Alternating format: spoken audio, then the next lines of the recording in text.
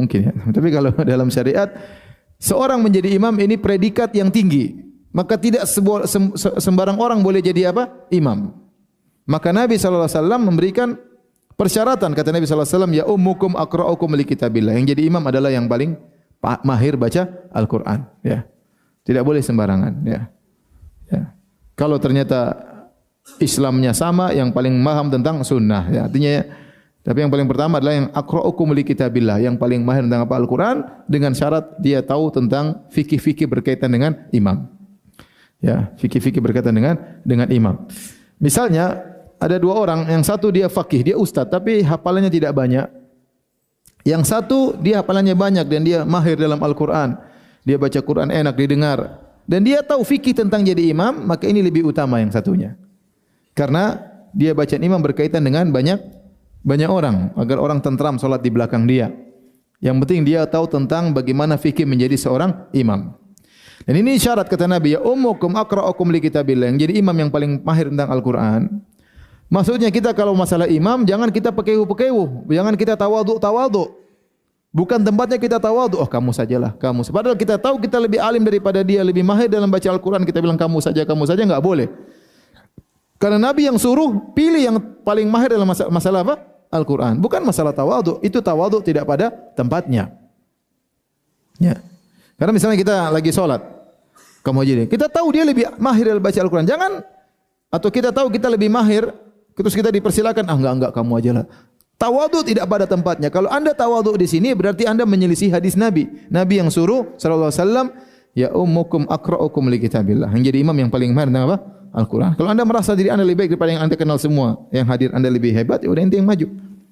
Menjalankan perintah Nabi. Ini bukan masalah tawadhu-tawadhuan, tapi ini perintah Nabi sallallahu alaihi wasallam. Karena akhirnya kalau ada kita tawadhu, akhirnya yang bahlul yang maju gimana?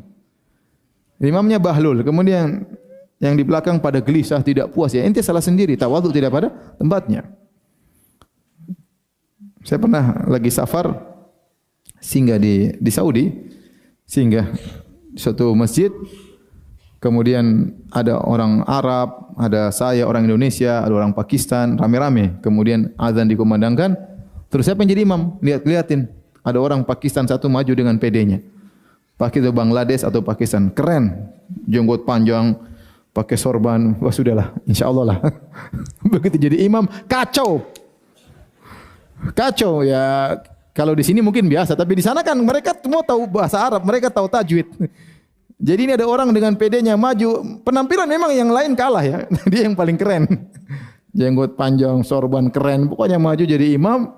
Begitu assalamualaikum, assalamualaikum, semua protes. Kenapa tadi ente yang pintar tidak maju ya? Jadi maksud saya masalah imam itu bukan masalah tawadhu-tawadhuan, masalah menjalankan perintah Nabi. Ya ummukum aqra'ukum li kitabillah. Aqra'ukum li kitabillah. Jadi imam harus yang mahir. Ya. Dan kedudukan jadi imam ini bergengsi. Terkadang orang dia ada syahwat pingin jadi imam. Dia ada hawa nafsu untuk jadi imam. Kalau memang dia pantas ya silakan. Tapi kalau dia enggak pantas enggak boleh. Jangan kita jadikan dia imam. Ya, kecuali memang dia yang punya masjid ya lain cerita. Atau dia yang berkuasa di situ lain cerita. Tapi seandainya kita disuruh milih, jangan pilih dia. Kita bilang kita kumpul, memang kamu yang paling tua. Karena paling tua itu pilihan belakangan ya. Masih ada yang lebih utama untuk dilihat. Yaitu masalah kemahiran dalam Al-Quran. Ya. Karena ada sebagian tempat, sebagian saya pernah pergi ke suatu daerah, yang jadi imam selalu yang paling apa? Tua. Ya, tapi kalau tua, kemudian ternyata tajwidnya kurang bagus, hafalannya sedikit, ya, terkadang baca suaranya enggak kedengaran, ya, ini kan mengganggu yang lain, kasihan. Jamaah tidak semangat solat tarawih, terus kalau baca terlalu lama, ya. Jadi kita ingin kemaslahatan bagi jamaah. Mu'adz bin Jabal saja ditegur oleh Nabi karena baca terlalu panjang menggelisahkan jamaah. Maka dicari imam yang bacaannya enak. Ya, tentu dengan dia juga orang bertakwa dan dia tahu fikih bagaimana menjadi imam, bagaimana kalau dia batal di tengah jalan, bagaimana kalau terjadi sesuatu, bagaimana kalau gempa, dia harus ngerti. Bagaimana kalau dia lupa, ya, dia harus ngerti masalah-masalah fikih yang berkaitan dengan imam. Jadi saya ingatkan, imam adalah kedudukan bergengsi dalam syariat. Ya, kedudukan yang predikat yang tinggi, maka tidak sembarang orang boleh menjadi imam. Kata Nabi, ya ummukum aqra'ukum li kitabillah. Jadi imam adalah yang paling mahir dalam Al-Quran.